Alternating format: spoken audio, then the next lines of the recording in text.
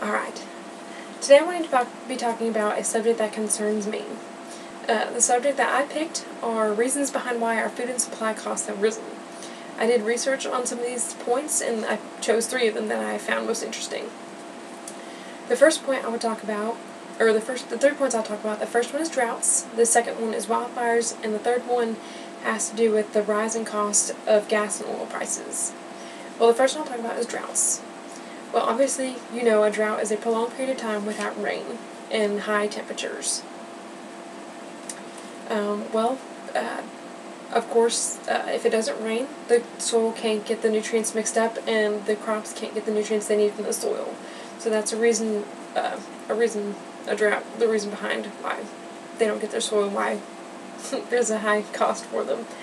But according to the U.S. Department of Agriculture, in 2012, there was a terrible drought in south Midwest of the United States. They said it was the worst they've seen in nearly half a century. Because of this drought, it caused corn, soybeans, and other grains to rise nearly double of what they cost. Also, according to the U.S. Department of Agriculture, in 2013, prices of these products are supposed to rise another 3 to 4%. Also, another reason, because of droughts, it caused the heat affected poultry, so the egg laying has decreased by quite a bit, and this also has raised the cost in eggs and poultry. The second reason I'd like to talk to you about today for high food costs has to do with wildfires. Well, the United States is the topmost export for wheat, although we only make 10% of it. We still are the main exporter of around the world. We have other countries that assist us with growing wheat and exporting it. One of those countries being Russia. Well, Russia was in 2010, excuse me, according to the World Bank, had a terrible wildfire, which caused Russia to lose more than about 50% of their wheat for the whole year that they had. Well, this affected us greatly by, obviously, we lost 50% of what we get from Russia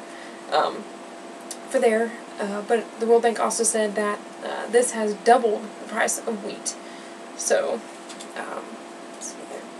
and the third point that I'd like to talk to you about today is a rise in gas and oil prices. Well, obviously, as you all know, you're driving in your car and you're going down the street and you just see that sign and it's like, whoa, not again.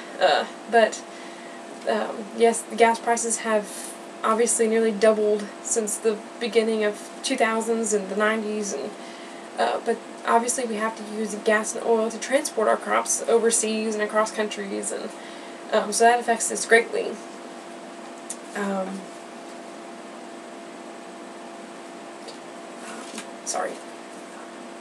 Of course, as I said,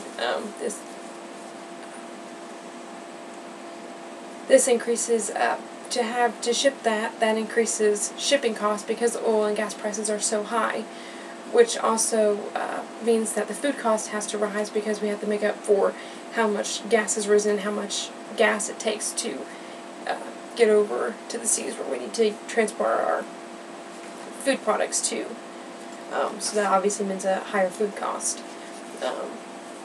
But overall, again, those 3 reasons that I researched behind this are: one is droughts, obviously affected it greatly. The second is wildfires in Russia, because we lost 50% of our crops.